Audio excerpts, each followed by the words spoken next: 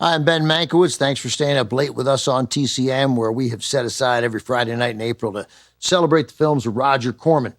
He's often called the King of the Bees, famous not only for his hyper-low-budget fare, but also his inventive, entertaining, and most importantly to Corman, profitable films.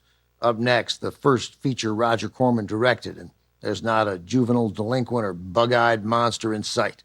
From American Releasing Corporation in 1955, this is a Western with a really strong Western title, Five Guns West.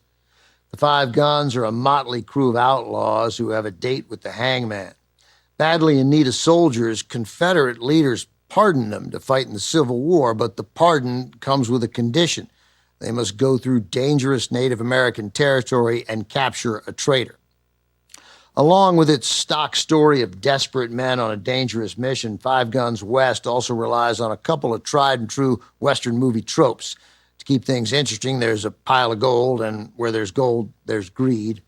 There's also a pretty gal for the fellas to fight over. She's played by a future Oscar winner, Dorothy Malone. Malone won the Best Supporting Actress Oscar for a film released the next year, 1956, director Douglas Sirk's melodrama, Written on the Wind.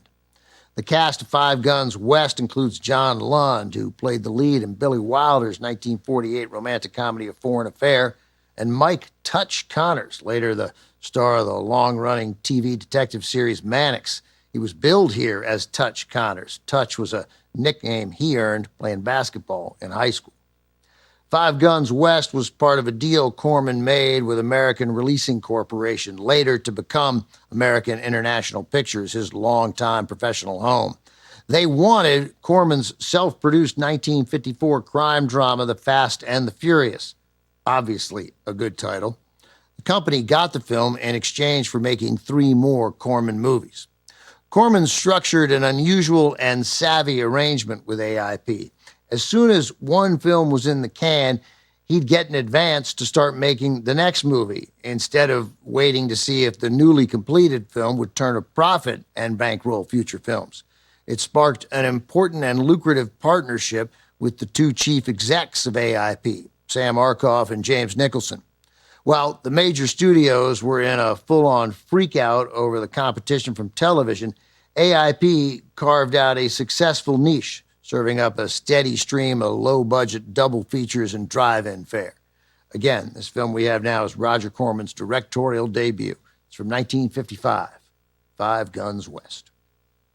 As Roger Corman transitioned from producer to director for Five Guns West, he went through a considerable amount of on-the-job training. Corman did not have any formal instruction on how to become a filmmaker, but he figured a little practice wouldn't hurt. He recruited a crew member and one day went out with a 16mm camera and he shot a short script. After looking at the footage, Corman decided it wasn't worth spending money to edit, but as a learning experience, it was invaluable.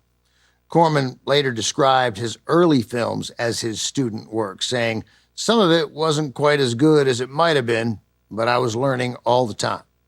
Coming up, more Roger Corman directed fun with a horror sci-fi mashup from 1955, The Beast with a Million Eyes, is next on Turner Classic Movies. Next on TCM, The Beast with a Million Eyes. Then, The Beginning or the End. And later, Luxury Liner. TCM goes a little overboard tonight.